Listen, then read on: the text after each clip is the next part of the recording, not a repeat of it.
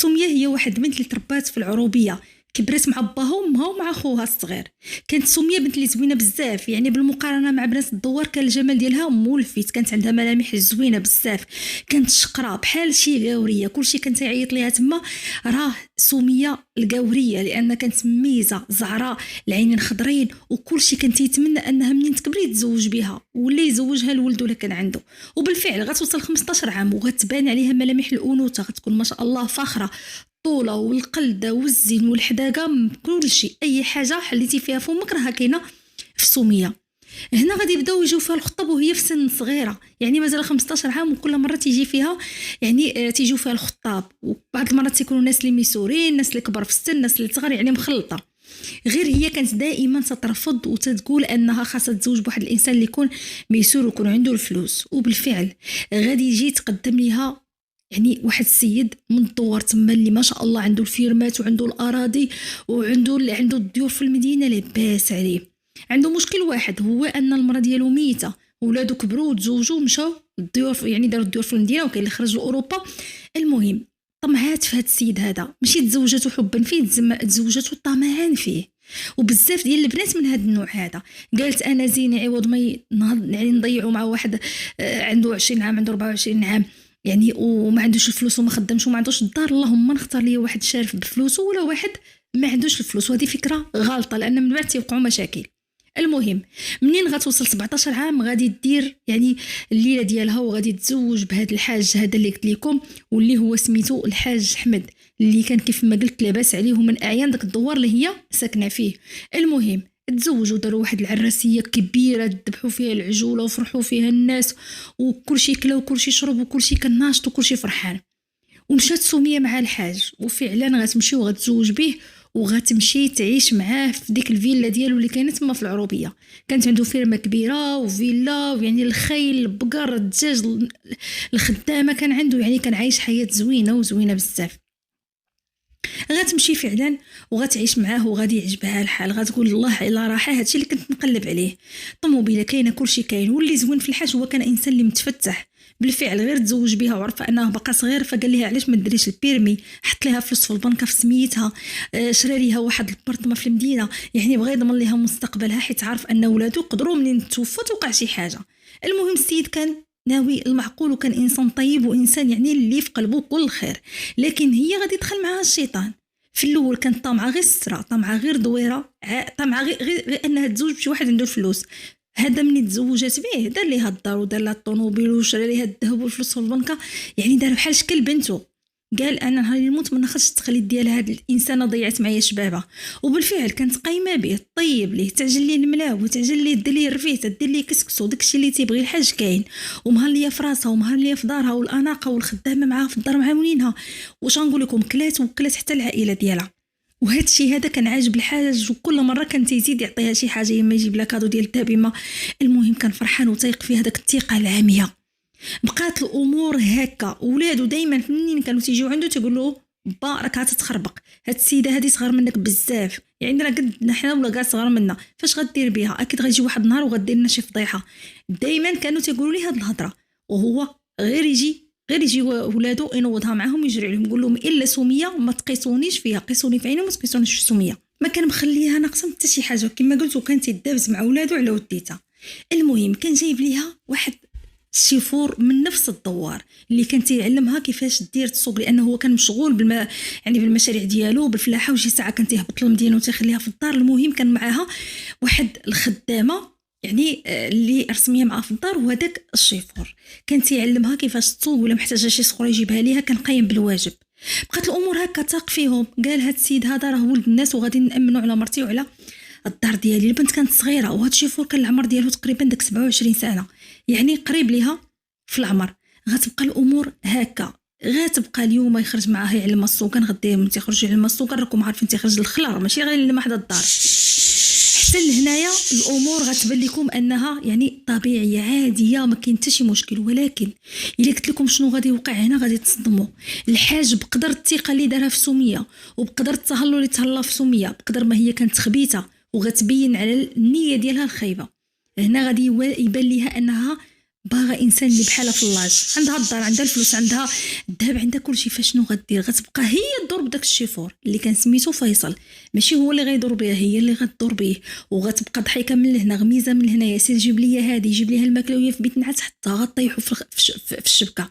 منين غادي يطيح في الشبكه وغادي يطيح في الفخ، هنا غادي يدخلوا في علاقه اللي هي محرمه. في الاول هاد فيصل صدقوا الناس ورفض، قال لها ما يمكنش نخون الحاج، كان مهلي فيه حتى هو. الحاج كان ولد الخيمه الكبيره، كان انسان قلبه كبير، ولكن هي كانت انسان اللي خبيثه. حتى فيصل كان مزيان، مي هي كانت خبيثه. بقات الامور هكا، يعني مشاكل بينها وبين الحاج، ولا تتحاول تكره الحاج فيها باش يتفارق معاها، لان هي عندها الدار، عندها الطوموبيل، عندها الفلوس في البنك، عندها الذهب، بغات تتزوج بشي واحد اللي في العمر ديالها، وهذا هو المشكل. المهم بقات الامور هكا، صداعات، المشاكل. الحاج بغى وليدات وقال لها انا بغيت نفرح بولدي ولا بنتي منك، علاش لا؟ قالت ليه راه انا ما دايره والو، هي كانت تشرب الكينه. بقات الامور هكا، يعني صداع والغوات، كل نهار المشاكل، كل نهار صداعات بينها وبين الحاج. حتى لواحد النهار غتفاجئوا وغتقول ليه، ديك الساعه كانت باقا يعني في علاقه مع داك السيد، يعني الحاج تيمشي من هنا وهي دخلوا عندها لهنا البيت نعاس، والخدامه يعني ما كانش تقدر تقول شي حاجه، تتخاف، تقول غنجبد المشاكل غيجريو عليا، يعني مصدر رزقها. وخصوصا ان كانت تعرف الحاج تيق في سميه، نهار اللي كانوا تيجيو ولادو تيهضروا فيها كانت تزر لهم، تيعايرهم ويجري عليهم، فما كانش قادره تقول شي حاجه، تقول انا ماشي شغلي. بقات الامور هكا. المهم واحد النهار غطرح عليه هاد الهضره هادي، غتقول له الحاج انا بغيت نطلق منك لان قررت باش تزوج بفيصل. حتى فيصل كان صافي عمها الطمع، قال غادي نتزوج بكمونه، غنتزوج بمراه بخيرها وخميره وصغيره، يعني في اللاج ديالو تقريبا، صغر منه بسنوات.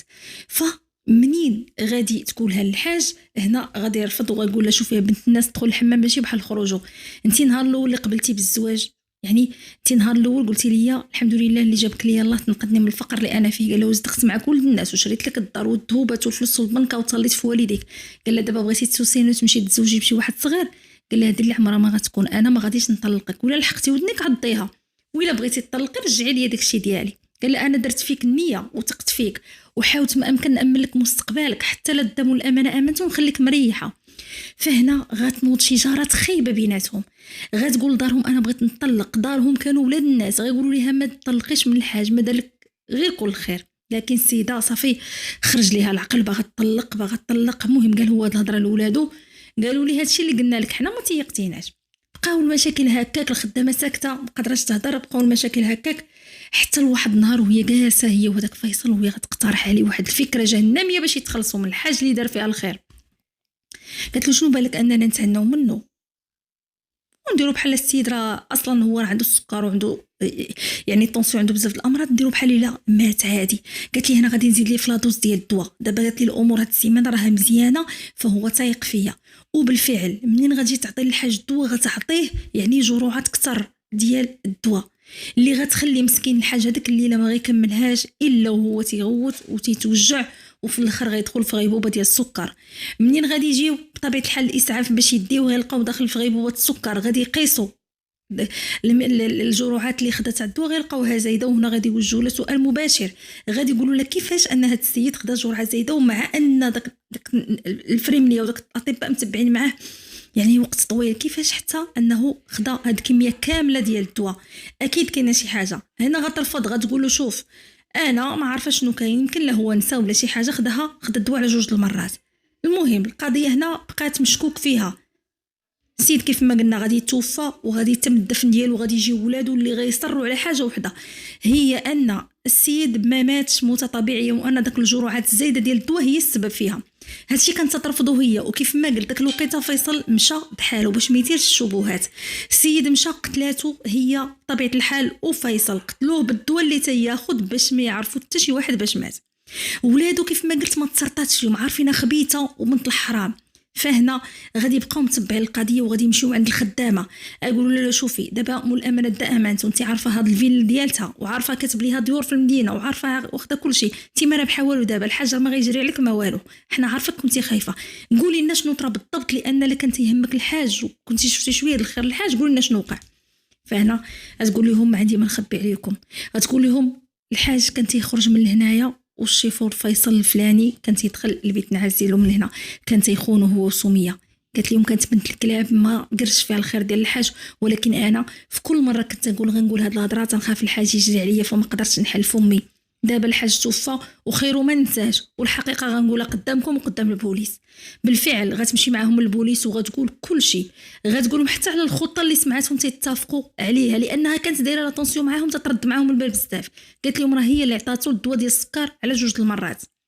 تما فين دخل في غيبوبه، بالاضافه كان عنده طونسيون فالسيد توفى مسكين الله يرحمه ويوسع عليه. بنادم ما ديرش فيها الخير هاد الوقيته هادي والله. كل واحد اللي يلبس قدو يواتيه، اللي يتزوج بوحده من المستوى ديالو، لان هذيك هي خرجت عليه. واخا ماشي كلشي بحالها، ولكن كاينين بنات الكلاب الصراحه وبنات اللي ما فيهمش الخير وما تيشوفوش النعمه. المهم غيمشيو البوليس غادي يلقيو عليها القبض الدرك، لان المنطقه تابعه للدرك الملكي، غادي يلقيو عليها القبض. وهنا غادي يديوها وغادي يقول لها اعترفي لنا بكلشي. كلشي قالت لنا فلانه الخدامه عاودت لينا كلشي وفعل واجهتها. وهنا غتقول لها يا بنت الحرام نسيتي الخير اللي درت فيك. قالت لها الخير اللي دار فيا الحاج ما درتيش فيا، والروح عزيزه عند الله، والحق نقولها اليوم ونقولها غدا يوم القيامه. وبالفعل هادشي اللي غادي يوقع، غيمشيو وغادي يجيبوا فيصل اللي غيعترف وغيقول انه ما دار والو، هي اللي خططات وهي اللي زادتو في الجروحات. التهمه اللي خداها فيصل هي الخيانه الزوجيه، ولكن التهمه اللي خداتها هاد الجاحده كانت هي يعني تهمة القتل العمد مع سبق الإصرار والترصد، وخدات المؤبد اللي كان بالنسبة لي خاصة أكثر، لأنها يعني عضت لي اللي تمدت ليها وما كانش فيها الخير. دايما تنقولوا ما تيقوش في الناس بزاف، وكيف ما قلت إنسان اللي كبير وحتى تزوج بوحدة اللي هي ميسورة بحاله غادي تاخدو ماشي عن طمع، لكن وفلاج تقريبا ديالو تكون ماشي وحده برهوشه صغيره اكيد غتكون طامعه. فاش غدير براجل اللي عنده 70 عام الا على فلوسه؟ الناس كثيرا تتغلط، وكاين بنات الناس تيصدقوا، ولكن كاين شي بنات ما فيهمش الخير. السلام عليكم.